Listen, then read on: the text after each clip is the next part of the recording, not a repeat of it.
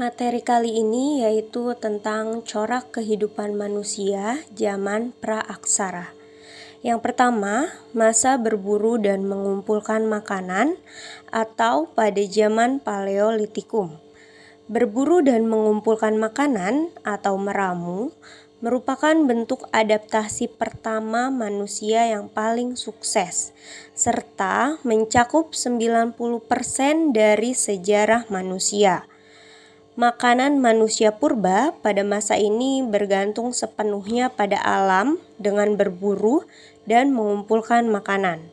Oleh karena itu, berburu hewan menjadi aktivitas pokok untuk bertahan hidup.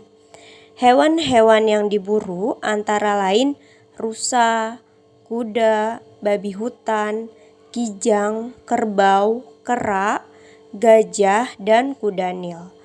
Karena berburu menjadi sarana utama untuk bertahan hidup, kehidupan manusia purba Indonesia pada masa ini, sejak Pithecanthropus sampai Homo sapiens, bersifat nomaden atau berpindah-pindah dari satu tempat ke tempat lainnya, mengikuti gerak binatang, buruan, serta sumber air. Selanjutnya yaitu hasil-hasil budaya. Sesuai perkembangan otaknya yang masih terbatas, alat yang mereka gunakan juga masih sangat sederhana, yaitu alat-alat dari batu, kayu, dan tulang binatang yang masih kasar. Berikut ini jenis alat yang ditemukan di Indonesia pada masa berburu dan mengumpulkan makanan tingkat sederhana. Yang pertama, kapak perimbas. Kapak perimbas adalah jenis kapak yang digenggam dan berbentuk masif. Teknik pembuatannya pada umumnya masih kasar dan tidak mengalami perubahan dalam waktu perkembangan yang panjang. 2. Alat serpih atau plakes. Temuan alat serpih pertama kali ditemukan oleh von Koningswald pada tahun 1934. Alat serpi merupakan unsur dominan dan kadang-kadang alat ini merupakan unsur pokok. Dan yang ketiga yaitu alat tulang. Pembuatan alat-alat tulang sementara ini hanya diketahui di Ngandong sebagai unsur yang ditemukan dalam konteks Pithecanthropus soloensis. Dan alat-alat lain yang dibuat dari tanduk, serpi, dan batu-batu bundar. Selanjutnya yang kedua yaitu masa berburu dan mengumpulkan makanan tingkat lanjut atau zaman Mesolitikum. Masa ini terjadi antara 10.000 atau 2.500 tahun yang lalu. Manusia purba yang ada atau yang hidup di Nusantara pada masa ini adalah ras pendatang, yaitu ras Mongoloid. Ras Mongoloid diyakini sebagai keturunan Proto-Australoid yang berpindah dari sekitar Laut Tengah dan tinggal di India. Pada saat bangsa Dravida datang ke India, sebagian terdesak ke pegunungan, sebagian lagi menyingkir ke timur, seperti Kamboja, Tiongkok, Semenanjung Malaya, dan Indonesia. Hasil-hasil kebudayaan di Indonesia pada masa ini mendapat pengaruh kuat dari wilayah-wilayah Asia Tenggara, khususnya kebudayaan Bakson Hoa Binh di daerah Tonkin atau Vietnam bagian utara. Pada masa ini berkembang 3 tradisi pokok pembuatan alat-alat di Indonesia, yaitu tradisi serpi bilah, alat tulang, dan kapak genggam Sumatera. Yang pertama yaitu serpi bilah atau flakes. Tradisi serpi terutama berlangsung dalam kehidupan di goa-goa Sulawesi Selatan, seperti di Leang Karasa dan pulau-pulau Nusa Tenggara Timur. Kedua, alat tulang atau febel. Alat tulang banyak ditemukan di Jawa Timur. Di tempat itu ditemukan juga serpi bilah sederhana, alat tulang 2 macam bentuk, Yang pertama, ada bentuk sudip tulang dan semacam belati dari tanduk. Dan yang ketiga yaitu kapak genggam Sumatera. Sejumlah alat batu yang di Indonesia dikenal dengan istilah Sumatrali atau kapak genggam Sumatera berasal dari Asia Tenggara dan ditemukan di Tiongkok Selatan, Vietnam, Kamboja, Annam, Thailand, dan di Semenanjung Malaya.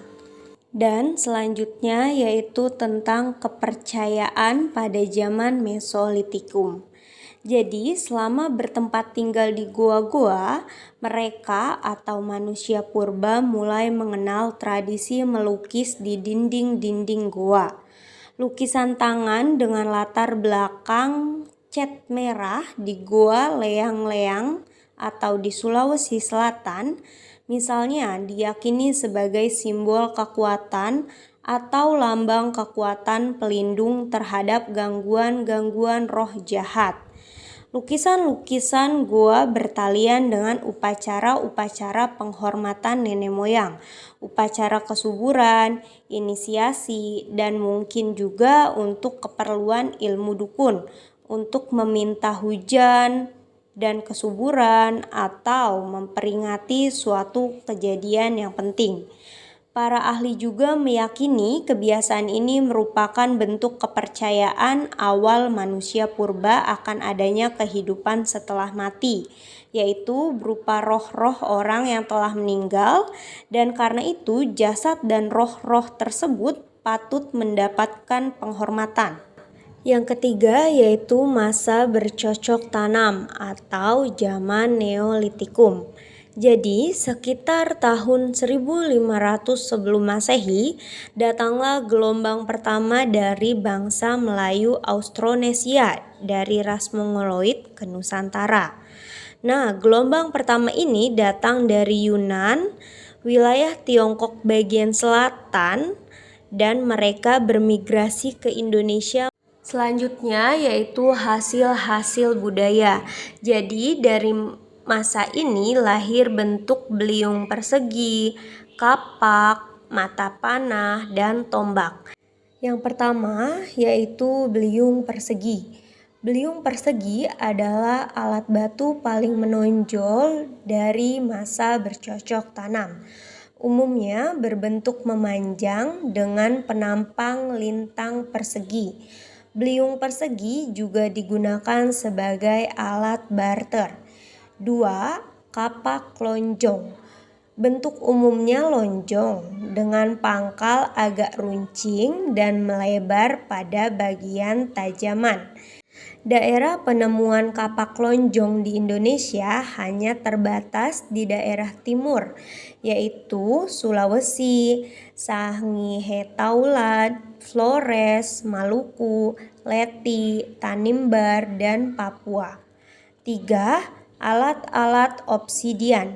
Alat-alat yang khusus dibuat dari batu kecubung atau obsidian berkembang sangat terbatas di beberapa tempat saja, seperti Jambi, Leles, atau sekitar Danau Cakwang dekat Garut, Lewiliang, Bogor, dan juga sekitar Danau Tondano di Minahasa.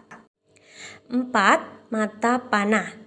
Alat ini berhubungan dengan kehidupan berburu. 5. Gerabah.